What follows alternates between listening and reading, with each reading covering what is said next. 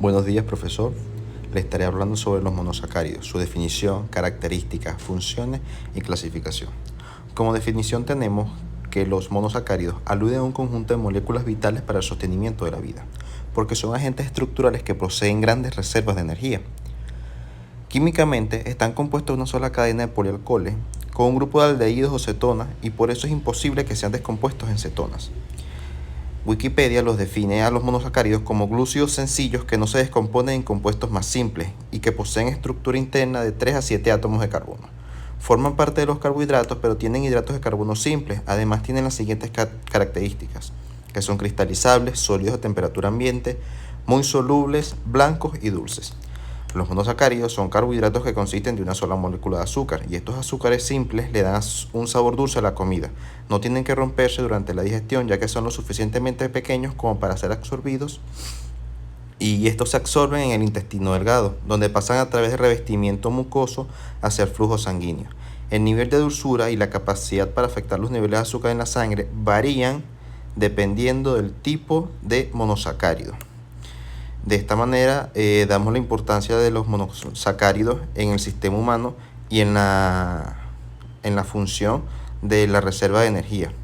Presentando así, tenemos las características de los mismos, de los cuales vamos a definir que son muy sencillos en su estructura, ya que están compuestos por hidratos de carbono y muchos de estos se representan con la fórmula CH2O. Es una importante fuente de energía para las células. Forman parte del diverso corpúsculo para la vida como lo son el ADN.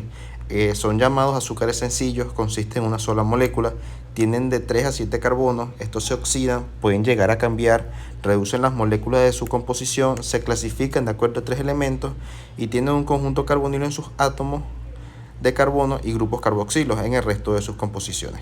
Otra característica es que son reductores y presentan un equilibrio con su forma abierta y estos azúcares simples son indispensables para la vida y el mantenimiento de los cuerpos seres humanos.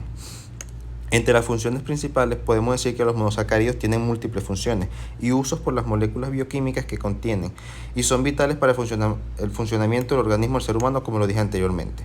Entre las principales funciones tenemos la fuente de energía, que los hidratos de carbono o los monosacáridos en general son elementos que son indispensables en la dieta como una fuente de energía. Así como también funcionan como combustible celular en el almacenamiento de energía, funcionan en el metabolismo intermediario de reacciones enzimáticas.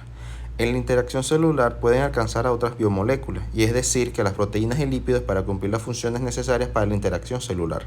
Estos ácidos nucleicos son responsables de la herencia y poseen en su estructura azúcar, principalmente pentosa. Los monosacáridos también son componentes que importan en los lípidos complejos y sirven de la formación de estas moléculas.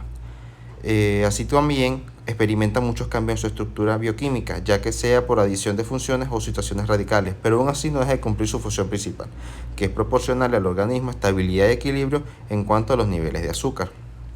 Una parte que es fundamental en los monosacáridos es que se oxidan fácilmente y se pueden transformar a distintos acádidos.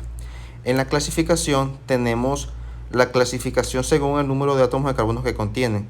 Pueden ser triosas, tetrosas, pentosas, hexosas y así sucesivamente. También tenemos la clasificación según el grupo sustituyente. Pueden ser aldosas o cetosas, en donde las aldosas son las que tienen grupos aldehídos CHO y las cetosas son las que tienen grupos cetónicos CO. Muchas gracias, profesor.